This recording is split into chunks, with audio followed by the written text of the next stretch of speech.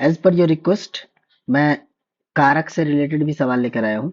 ये जो क्वेश्चन देख रहे हो 2024 का क्वेश्चन है। इसमें लिखा हुआ है अधो दत्ते रेखांकितानाम पदानाम कारक संबंध निश्चय कृत्वा तद अनुसृत्य पदानाम अर्थ लिखतु।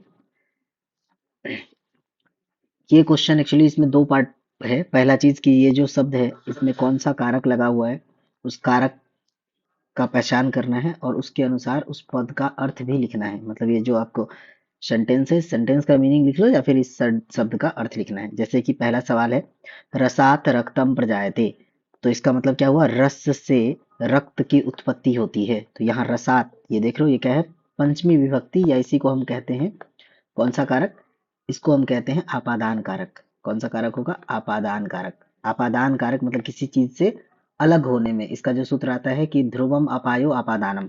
ठीक है, जैसे पेड़ से पत्ते गिरते हैं तो हम क्या कहते हैं, वृक्षात पत्राणी पतंती।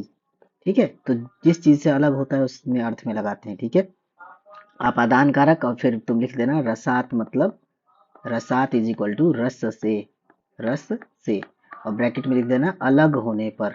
समझ में आया, अलग होने पर। तो इस तरह से ये पहला सवाल बन जाएगा। दूसरा क्या है, जनकाय पत्रम लिखति।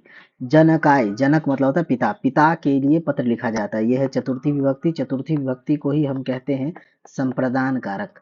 संप्रदान कारक बेसिकली यहाँ पे होगा। और तुम लिख देना जनकाय मतलब पिता के लिए, जनकाय मतलब पिता के लिए।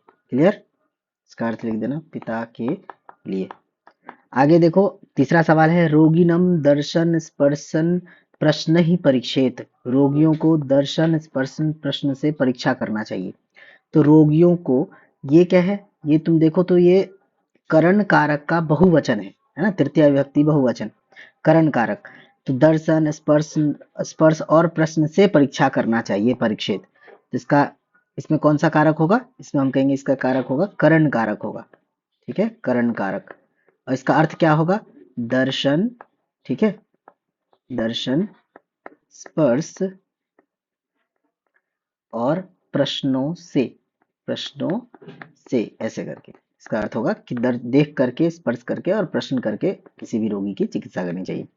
अगला सवाल देखो क्या है, प्रथमे मासी कलड़म जायते। ये गर्भ शारीर का सवाल, आई मीन ये स्टेटमेंट है कि पहले महीने में जो गर्भ होता है वो कलल के समान, मतलब मांस के गोले के समान होता है। ये मासी मतलब महीने में, यह है सप्तमी विभक्ति, या इसी को हम कहते हैं